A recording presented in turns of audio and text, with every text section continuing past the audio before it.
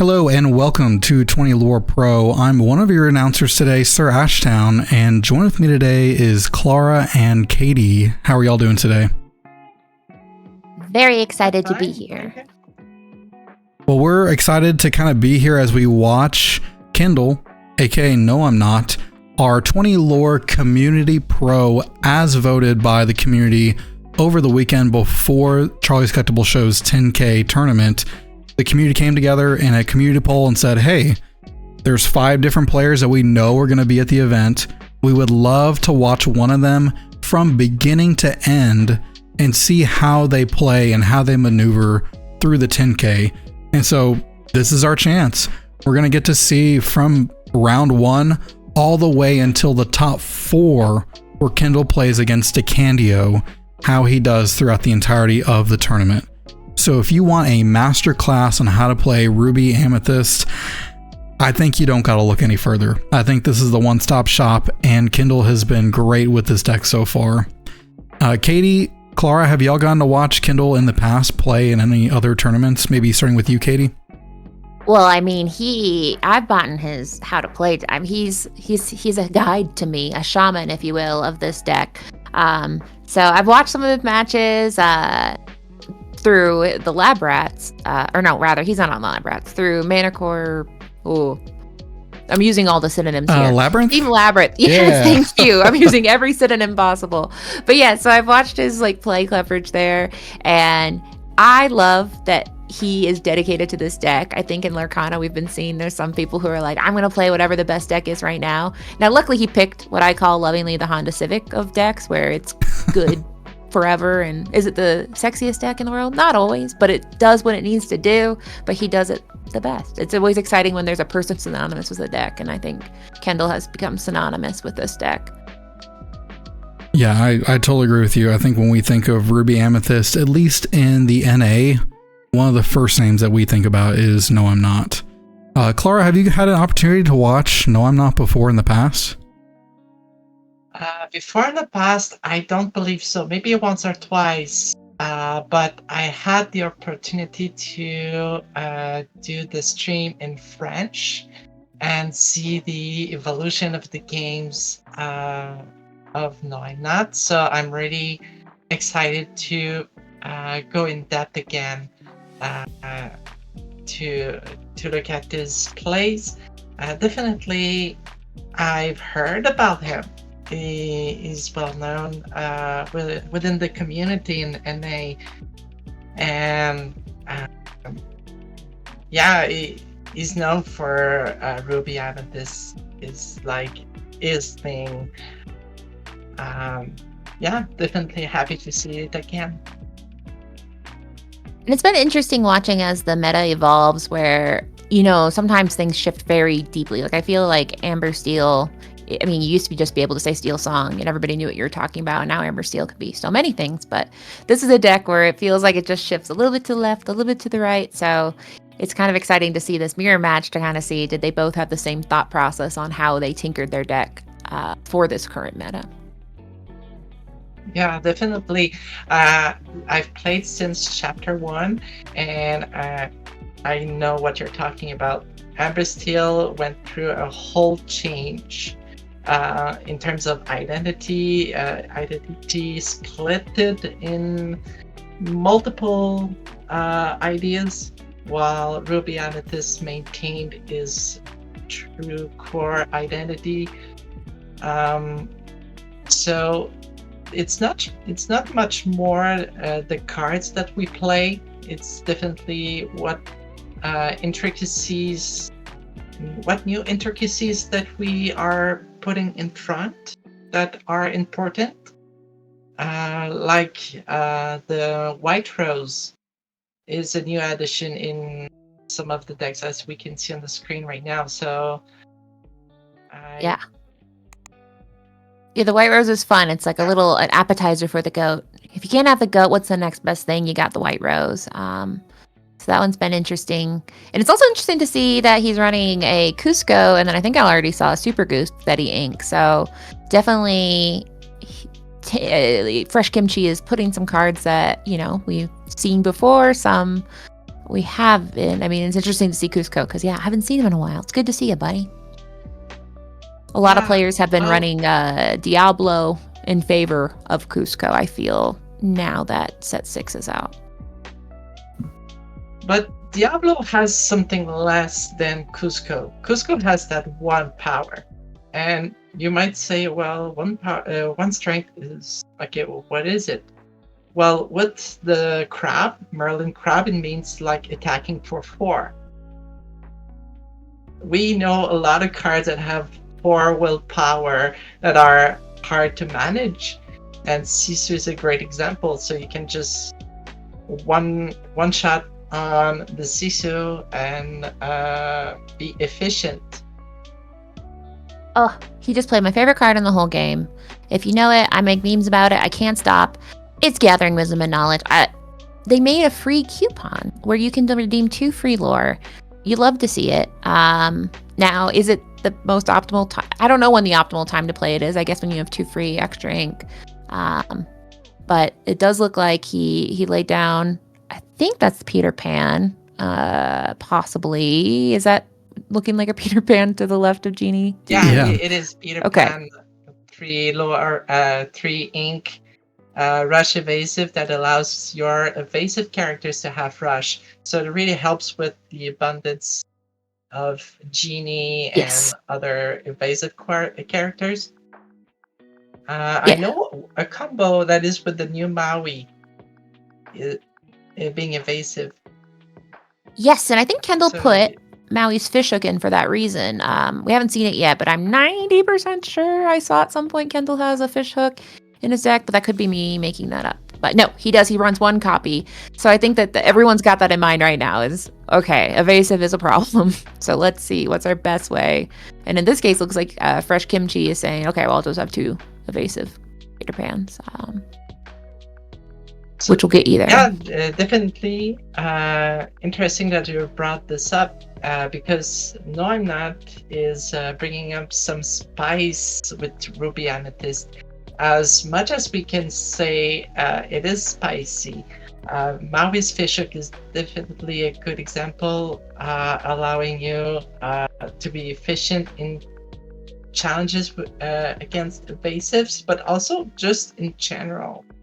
And it gets better with the Maui in play. Yeah, and now we have 2 Mauis.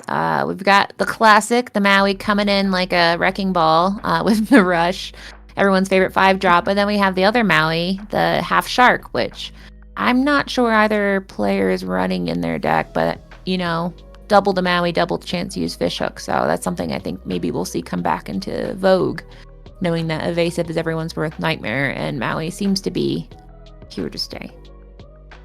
I think this one froze real quick. Hold on. Oh, why it froze? There you go. Who knows what happened? Oh, B prep. Okay. Whoop, we're jumping around. We did. Okay, yeah. This is where we were. Here's this. Heaters on board. Okay, I don't know why it froze there. I just thought they were thinking very hard. Well, their hands weren't even moving. I was like, yeah, they're like frozen with fear. Okay, hopefully. Definitely with that Elsa into play right now, I'll be frozen too.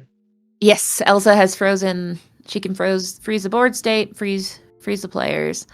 But Elsa is something that's really interesting because, I mean, when I first saw her, I'm like, okay, she rushes in for 2. When is that useful? But as we can see, Elsa has a lot of friends that are helping her be as powerful as she can be in this meta. Speaking of things like Belle, Mystic, Accomplished Mystic, Crab, those things kind of make it where that 2 can be a lot more meaningful. But we also see him running Super Goof, which is something that I believe in. Anything, I am a big fan. I know burn is a complicated term where people don't like to use it because it's not really a lorcana term.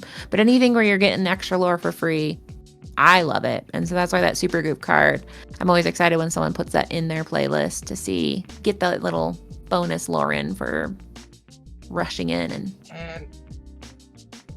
And for those not familiar with the term burn, yes, it comes from other TCGs, such as Magic the Gathering, where a player is trying to diminish the other player's resources, life total, with small cards, small effect. So that's what we're calling burn, and it's like trying to efficiently trying to win little by little. That's Yeah. That's a cry. Yeah, and it's interesting because I mean it's not the same application because you're not burning anything. You're getting lore, which is why I'm publicly pushing this everywhere that it should be called a lore galore deck. It hasn't caught on. No one seems to like it, but I'll keep pushing it. Because you're getting galore. that. It's just fun. I love it. It's a play on words. It should be there. Yeah, and I mean as Are we you see, galoring? yes, and it looks like he just glowed with his white rose. But Kendall is cooking with as much card draw as possible. We can see, Genie versus the rabbit. I thought there'd be a battle, but it turns out people are like, I'll just jam both into my deck, which is smart because I don't think any deck with Ruby is ever sad about digging for more cards. I mean, you can see Kendall doing that to the full advantage of bouncing those rabbits around to try to dig to get to. He already played, or rather, was the victim of a Be Prepared, but I'm sure he's digging for his own at some point. Which, like we see that on play right now. A Be Prepared is played, and then Noimnot is like, I'll be drawing my cards, yes, getting more resources. And the other is like, no, I need to stop that. Another Be Prepared comes along. So that is very dangerous to be pushed back so much that you need to use Be Prepared in Ruby Amethyst matchup. Exactly, especially in the later game, because I mean, you really are feeding it. I mean, you look at Kendall's hand, he's having a hard time looking at all his cards at once. He's got a truly resplendent amount of ink through all the bouncing, the Be Prepared, and just filling his hand with more mischief than I would want my opponent to have, especially knowing what Ruby can do on the top of the curve. Yeah, like the card advantage in the mirror is like really important. We cannot stress that enough. It makes or breaks the whole game. And we see Questingqueentcg having like a Chernobog follower on what is Library, I believe he's on. Looks like it. Yeah. So the library is really interesting in terms of play instead of the castle, because if you have characters that are more ephemeral, like the Broom, Chernobog, Diablo, and challenging characters like Elsa, Goofy, Maui, those are all examples that you want to put in the library to gain card advantage. Now it looks like he played a broom and bounced it with a fox to rush in and just get rid of that library. Now, a lot of Ruby Amethyst decks I see, the big controversy is, do you want to run a library? Do you want to run a castle? And with all this new, we called it burn, lore galore, whatever you want to call it. With that, I think people are saying, I can draw cards and I can get lore without those. So it's interesting to see people move away from the dreaded castles and libraries that used to be a pretty big hallmark of these two decks. Yeah, definitely. Having like a Be Prepared in the late game with 12 inks and slamming on the board like 2 or 3 castles, it was one of the killer play. Yeah. Like, no more questing, only real estate is how it felt there. Hey, so it's free real estate. Yes, free real estate is what it feels like. And then, you're like, I can deal with 1, but what am I going to do with 3? But Kendall, it's interesting because, I mean, Questingqueentcg's in the lead, but, I mean, you look at Kendall's board state, you look at Kendall's ink, you look at Kendall's hand. I mean, Kendall has cooked up a pretty formidable situation for Questingqueentcg. Obviously, Be Prepared is great, but he's got so many resources on his side where it's difficult to be in Questingqueentcg's position to overcome the advantage on Kendall's side. Definitely. In terms of board presence, it is another thing to take a look at when we want to evaluate who is in the lead. It's like, what is the board state? And Kendall right now is crushing it with 6 characters in play. It's like, this is the amount of characters minimally you need for that madrigal to be play her. Like, just like parenthesis. So we get to see the new Belle of the Ball, which there is a card Belle of the Ball, so that's not a very helpful thing. But this is Belle Accomplished Mystic. It's so fun seeing that people figured out how to use her and want to use her. And as we can see, she came in there and said, "I'm sorry, Goofy, I'm going to give this to you." And unfortunately put that damage on Goofy, banishing him. That poisonous apple. I know. Well, it's fun to see. It's one of those cards that the minute I saw it, I loved it because, look at it. But then now it's like, okay, now it's in the meta and people are figured out how to really, it's only 2 damage, but 2 damage can make or break, especially when you're just slowly trying to whittle down some of these characters that are harder to get to break. Yeah, and I think one of the reasons why it was not played so much before, it was there were no efficient, consistent line with Amethyst to really pull off a great Belle effect. And with the Genie changed the whole thing. Genie allowed you to just challenge.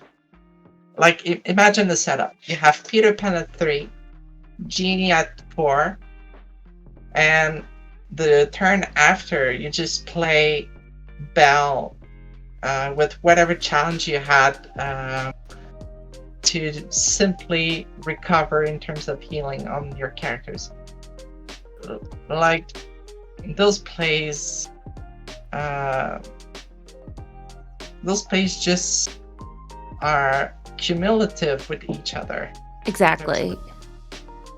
Yeah, they really build up this kind of this powerhouse where ultimately you have these plans. Fresh Kimchi obviously was trying to recover, but when something like Belle comes in, it kind of can thwart that plan you have. But as we can see, Kendall did take away the first win here. Now this is round 1 of 8, so Kendall, he's just starting the day. So I'm sure it feels good to start the day with a win. So we'll kind of see here, is he gonna keep the momentum going as we go into game 2? I want to say that there's the competitive mentality. It is reassuring to have the first win, because in a 2 of 3 setups, having the first win really tells you, well, I need to get 1 more. I have 2 opportunities to do that. As the losing player in the first match, well, the challenge is okay, I must get 2 wins. Yeah, it's coming. I always think in Lorcana, there's so much, I'm going to be running and you're going to be chasing me. I always want to be the person being chased. I always want to have the lead. I want to have the more oppressive board state. I want to be the person. And the same thing goes with as far as I want to go first. I want to be winning. I want the other person to feel the pressure to catch up with me. I never want to be the person on the other side being like, oh my gosh, I have to catch up with you. So it's good from a lot of perspective. Another thing, sure. I think it's interesting that Kendall has a single Dragonfire in his deck. I didn't get a chance to see it played, and I'm kind of wondering, I personally haven't quite figured. I mean, obviously, having a carte blanche banish a character is great. You get the fun of a Maleficent Dragon without having to wait till you have 9 ink. In your mind, why do you think Kendall is like, I'm going to splash in a single Dragonfire? I believe that in certain situations, whether you are on the play or on the draw, you might need to deal with a character that is 5 or 6 cost, depending. And you want to do so reliably without having the character be exerted. Or you don't necessarily... or the other character is really strong in terms of stats, so challenging it will be not beneficial to you. So Dragonfire comes in clutch, and I believe along the games we might have the opportunity to see that. Yeah, I imagine against a Tamatoa would feel very good to say, no, thank you. I'm not dealing with that. Just please leave. Now we do see I don't. Oh, sorry, go ahead.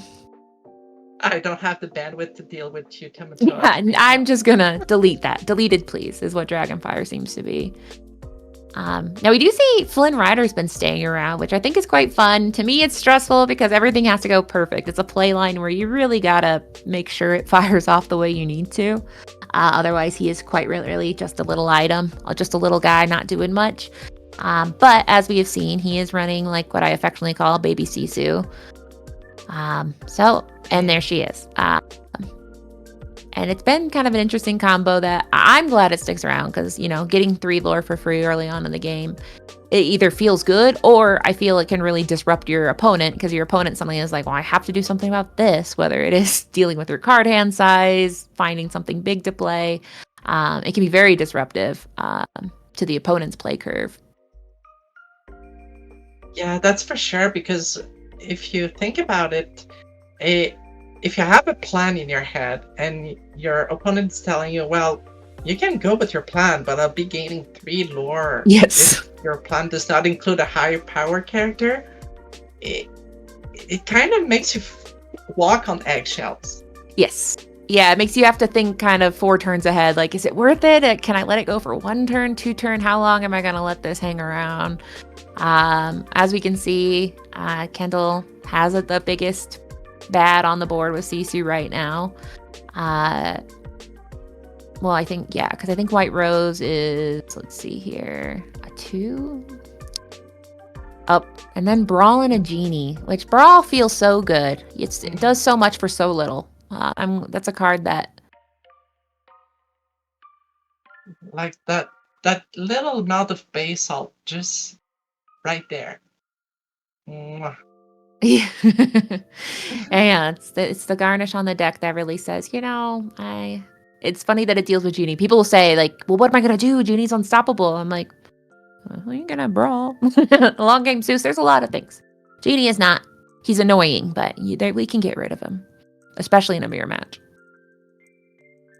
Yeah, I think any evasive, strong characters like Diablo in the past, like Genie right now, are bringing up the same kind of conversation. It's so funny to see it unraveling because it's the same thing. Like Diablo, Genie can deal with that with strength-related removal. Mm-hmm. Easy. Now Flynn no longer triggers because Genie unfortunately is also a 2 strength. So now he's just a pretty guy on the board sitting by himself. But we do know that Kendall runs several cards that can flip the script on that pretty fast. Now he is sitting at 4 ink going to 5, which opens him up to...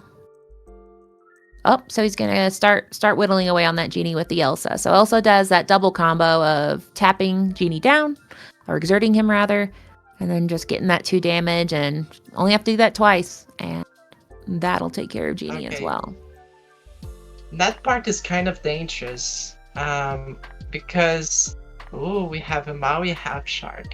Okay, that's interesting. I was about to say, it is really dangerous to have like those challenges between those 2 evasive characters, because with Belle in the meta right now, yes, like the first one to get the bell will shift the power of what's into play. And that's and so Kendall had the confidence of a man with a bell in his hand and said, well, as long as I survive this, then... And then we see, the power of Belle just saying, I will essentially heal my Elsa, moving that damage. And so now Elsa's feeling good and Genie's gone.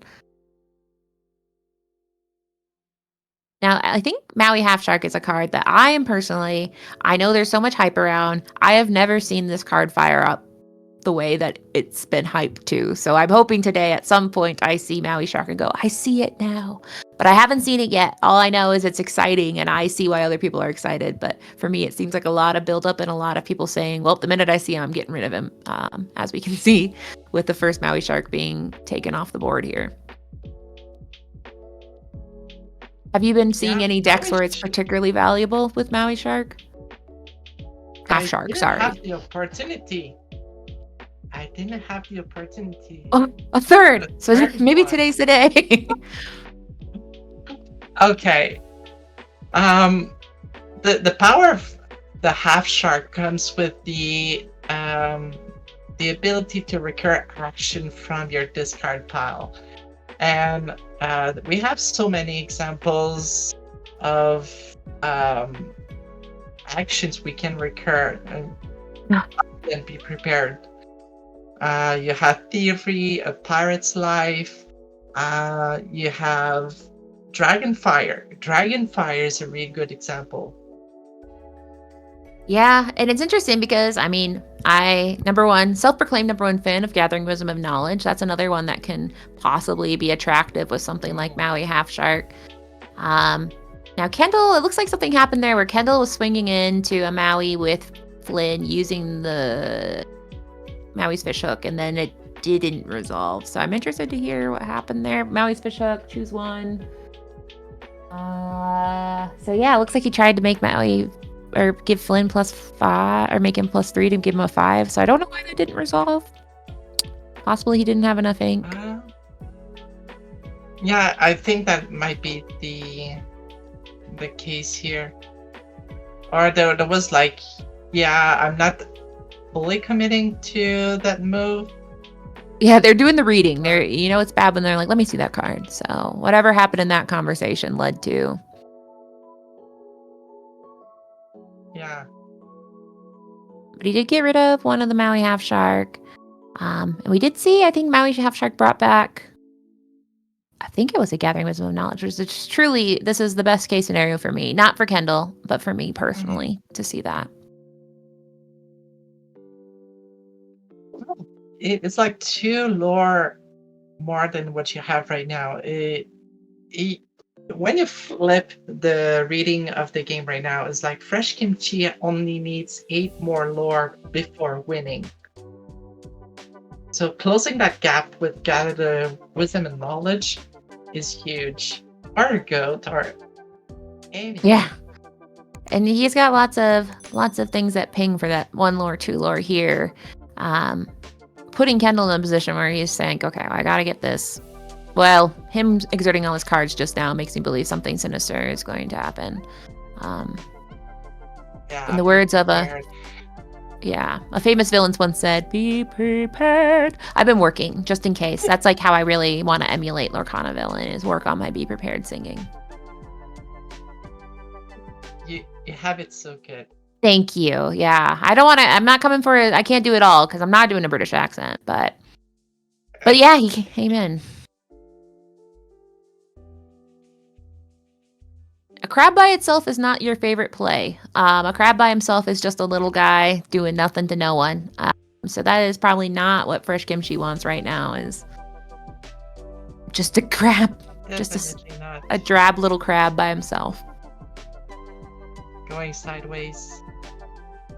Yeah, it can quest for 1. It can pump no one. It is truly just a little guy. But we see Kendall with a broom, which is good setup for card draw. So he's going to be able to draw 2 cards. Well, if he wanted to use the trigger on the broom, but it doesn't look like he will be. Because I believe the broom allows you to discard or banish him to draw a card. Yeah. Yep. Whenever you play a character, you can banish him. It looks like he did. And like we mentioned earlier, that digging for whatever you need in Ruby, which is a myriad of evil things. So not the worst trade in the world to just banish that broom and see what better card you can get. Yeah, it's funny because at a certain point, if you have like a lot of cards in your hand, maybe you just want to keep the broom. Maybe you just want to have a body in play, and you like use it for challenges with the fishhook. Like Yeah, At this point in the game, he's Fresh Kimchi is at 16. yeah, and I know that he's down. Oh, Wait. well, moving on. wait, was it? I think it just hit right here, right? Yeah, Yeah. Yeah, he that's the played- last thing. Okay, so that's a swap. Is that the end of the file? That's the end of that file. Uh-oh. Then should be this one. Oh. So I guess Friend Kimchi's squeaked out a win there. So we can just say, oh, he won. Technical error. Sorry. He won. Life happens. Okay, so Yeah. I'm trying to pull up But we might a figure out list. from the pace of last game that it was coming to that point with some gather the wisdom knowledge or any insta lore gain. yes. Yeah, I mean, once you're at that point in the game where you have, I think the magic number is 8, 9, or 10 ink, you can do the snake bounce or goat. I mean, there's so many mischievous things you can do. And Kendall being on the defense or the person trying to catch up. Fresh Kimchi obviously was in a much more comfortable position to just keep, gathering his wisdom and knowledge, getting those little free lore from white roses and goats. So we don't know how it ended, but I'm gonna guess he took advantage of all those little cards he has that get that incremental lore for free. Yeah, like personally, I've been used to like the added stress of facing a ruby amethyst, being at 10 ink with 13, 14 lore. And you go like, am I going to survive? Yes, yeah. You're constantly looking at them taking a card. You're like, what's that? Tell me. I need to know, because it's just you don't know what manner of mischief they're gonna pull off, and it's usually exactly what they need. If they're gonna top deck a goat, if they need to, they do. It seems like. Well, if they need to top deck and be prepared, they can do that too. Exactly. Yeah. You never want to top deck against any Ruby deck ever. Is my is my plan. Is don't, because they're gonna find way more painful things than you will. So we're into round 3, which now Kendall's in the driver's seat of getting to go first since he did lose that match, which I love going first. I think most people do. I know some people, there's always that person that's like, I'm going to go second, which I'm always like, okay. But in this case, they both know each other's deck. They both want to be in the position where, they feel the pressure to try to stop the other person. So Kendall's off first with the classic Trinabog's follower. And that's not what you want from Fresh Kimchi, who inked and then passed. So he's already not feeling good. It doesn't feel good in a deck like this, going second and not being able to play anything. Now, I am surprised that Kendall is not. It looks like he quested with the Turnipog and then used him to draw a card. Sometimes that's not the play I would make, in the sense that I am not super afraid of losing it, but maybe he needs ink, he needs something. But generally, if I don't feel the pressure, and I don't think there's a lot, but if you have 2 Turnipog follower, I guess maybe that's why. Yeah, but even then, like, I would have waited at least a turn before popping the Turnipug. Like, that's one of the things I would have done differently. But we don't see Kendall's hand all perfectly. Yes, and he did ink a brawl, so it makes me believe that he doesn't have what he wants. It makes me believe he has a lot of top-end cards, things that he didn't want, because, he was very eager to get rid of both of those Turnipog followers in order to draw a card. So it does make me believe that he's like, I just got to get what I can and find some better cards here. Because usually when I see someone ink a brawl, especially in a mirror match, I'm thinking that maybe he doesn't have what he wants. But then again, a brawl, you can ink a brawl at the early beginning. It kind of depends, because it's not useful in that board state. Cusco, you don't want to use it on. Sisu, you can't. Yeah, that's a good point, especially knowing his own hand size. And in this case, they're going to Sisu trade, which is okay. Now, Brawl now becomes a lot more attractive when we have Genie on the board. Yeah, that's true, but having in turn 5, Elsa, well, it would have been like dealing with Genie up front. In this case, he does a rabbit, so he's resplendent with cards. Is the good news. Yeah, thinking ahead, maybe getting more advantage on turn 7, 8. But it does give the opportunity for Fresh Kimchi to challenge with Genie, but it does not do that. Like having a bell in hands, like challenge, transfer damage. Yeah, and I mean, we talked about the benefit of going first. I mean, as you can see, Kendall here has been able to kind of slowly build up some pressure. But now there's 2 genies versus 1 genie, so the pressure is, equalizing a little bit. But having Fresh Kimchi have to deal with Kendall for 3 turns before he can start getting lore. Oh, and Madame Medusa says, let's just take that down to 1 genie here.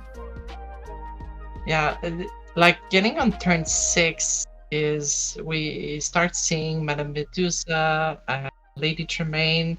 If you have a Sisu play, it means also having a legendary Sisu come into play with Shift.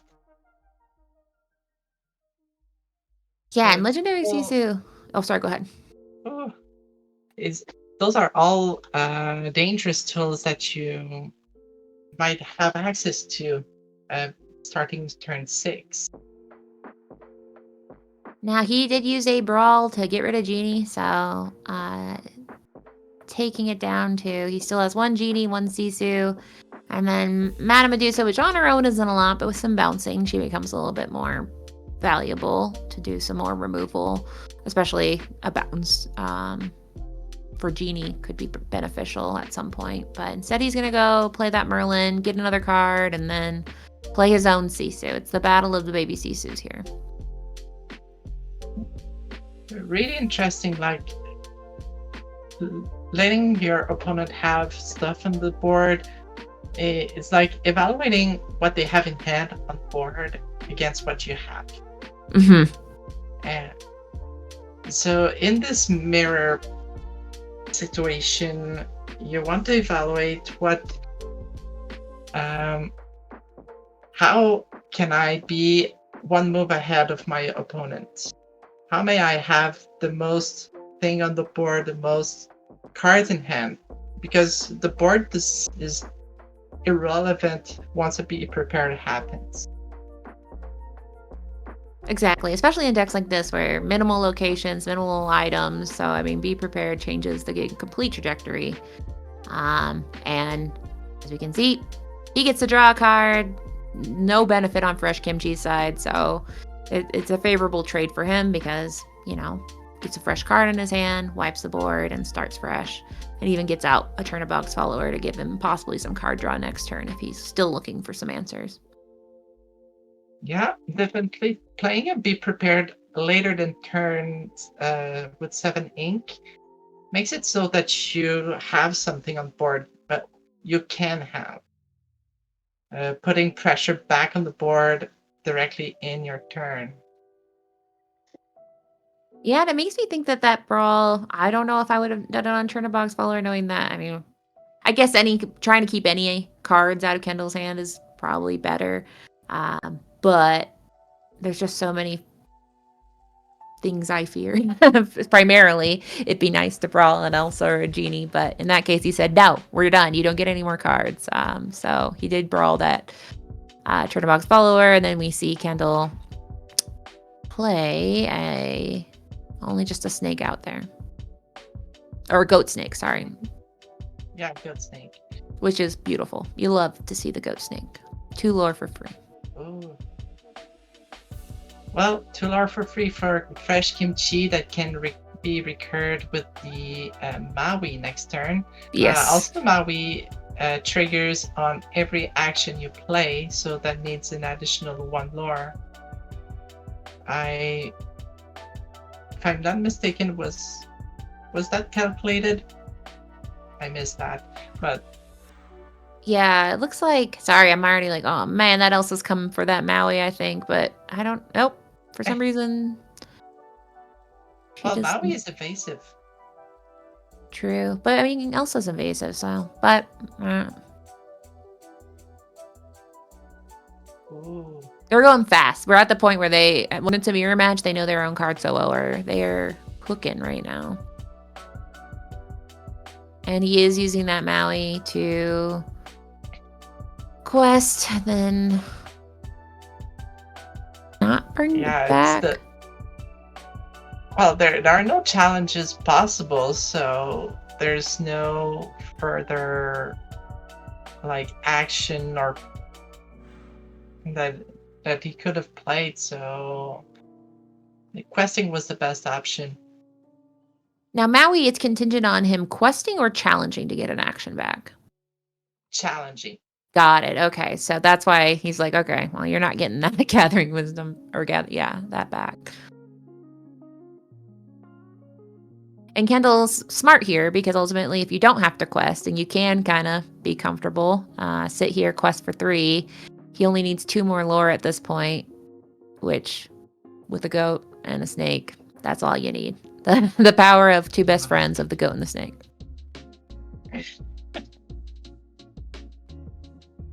So with that, go ahead.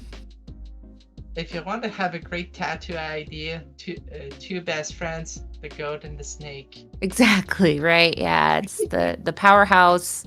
You hate it, you love it. When you have it, it feels good. Against it, you're like, please don't, and they always do. So yeah, then that means Kendall has wrapped up round 1. Starting with the mirror match, which I don't love mirror matches of Ruby Amethyst because it's so much hijinks, as we saw here, where it's just kind of sweating out and being like, oh gosh, and kind of playing yourself. I find when I do the mirror, it's a lot of my own internal brain being like, are they going to do what I think they're going to do? So I'm playing myself and them at the same time. But Kendall did go ahead and cinch the win on this one, going 2-1 against Fresh Kimchi. Yeah, and just for everyone who's at home, who hasn't met you, Katie or Clara, could you all introduce yourselves to us? Yeah, so my name's Katie. You might have seen me on the internet as the Lorekeeper's In, which is a podcast and YouTube channel where I cover, some competitive things and then also just whatever I want related to Disney and or Lorcana. So, it's a channel where I try to just do things that interest me and interest other people. So yeah, that's what I do. Clara, what about you? Well, I am on the competitive scene. I was able to top 16 at DLC Vegas, and I started recently on the content creation. You can find me at Questingqueentcg on Twitch, YouTube, Instagram, and I really like doing mad deck tech stuff, like exploring new ideas and like pulling off all the janky stuff we can find in deck building. And I do appreciate like good aggro deck. That is how I performed at DLC Las Vegas, and with the lemon lime hyper aggro, so you may have known me from there. Oh yeah, I fangirl a little bit when I put 2 and 2 together. I'm like, wait a minute, you're lemon lime inspirational deck, Clara. You're not just Clara. So I was very excited because that was one of those things where it is so fun to see people do things where they're like, I think this could be spicy. And I think you had Kita in there. That was a card that I was like, oh my gosh, like just showing that Kita can be a hyper aggro ally. Was really fun to watch. Kita was in my Toronto version.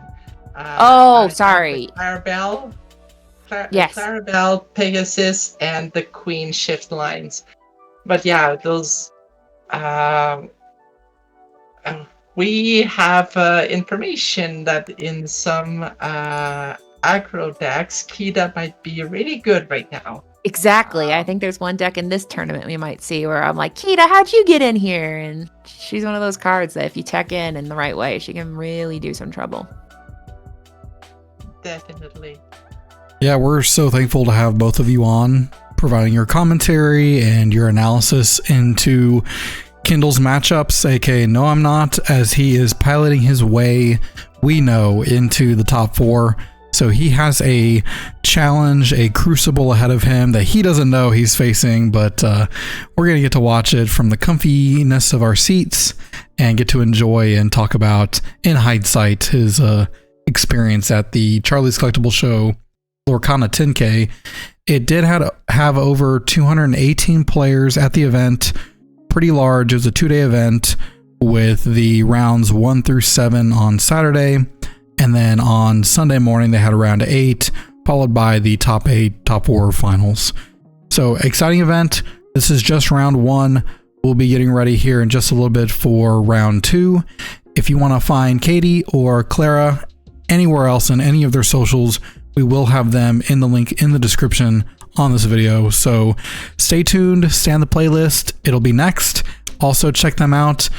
All of their socials in the link in the description. Thank y'all again.